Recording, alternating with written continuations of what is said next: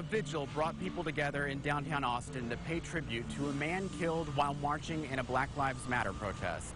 People created this makeshift memorial near where Garrett Foster died. He and his fiancée were involved in many protests this summer.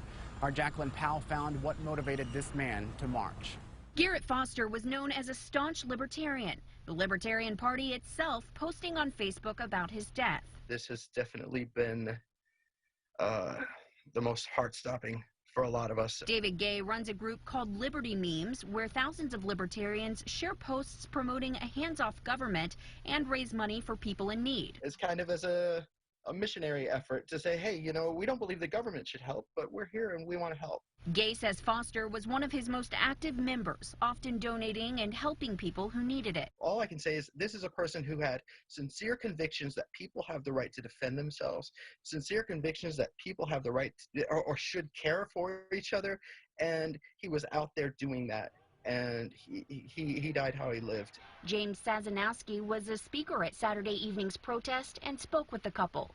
He says Foster was seen pushing his fiancée in her wheelchair during the protests most nights this summer. Kind of hard to miss. Dude pushing a quadriplegic in a wheelchair with, I believe, an AK-47, some kind of large rifle on his body. Sazanowski says he was marching near the couple when a black car seen in witness video turned into a crowd of protesters at 4th and Congress. I was kind of looking forward and back over my shoulder, and while I was looking forward was when I heard the first shot. He says when he looked back, he saw the driver of the car's arm sticking out of the window. Holding a handgun in his left hand, and I saw 2 or 3 rounds get fired and the flashes on the top of the slide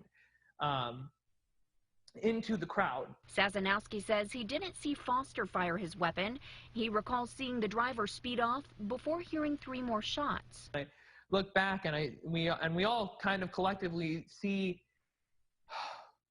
Garrett. We see Garrett on the ground in the middle of the road in like a fetal position with a pool of blood next to him, and I saw his face. I don't know how far away I was from Garrett. It felt like I was right there. He was just trying to hold on to his life. This is the next tragic chapter for Foster's fiancée, Whitney Mitchell. Our partners at KXAS TV in Dallas profiled her in 2012, just 2 years after her limbs were amputated. Mitchell developed sepsis, a bacterial infection that cut blood flow to her arms and legs. I'm grateful that I'm alive, that I get to live my life, and like each moment, like I never take for granted. According to the GoFundMe set up for Foster, the couple met before Mitchell's infection and amputation. People donated more than $100,000 to pay for his funeral and her care expenses. This memorial reminds us how important it is to stand up and hold our leaders accountable. It's also a reminder that we will have differences. The hope is that we can disagree without violence against our fellow Texans. Thank you for joining us for this special edition of State of Texas. I'm Josh Hinkle. We'll be back next week to bring you an in-depth look at Texas politics. Have a good day.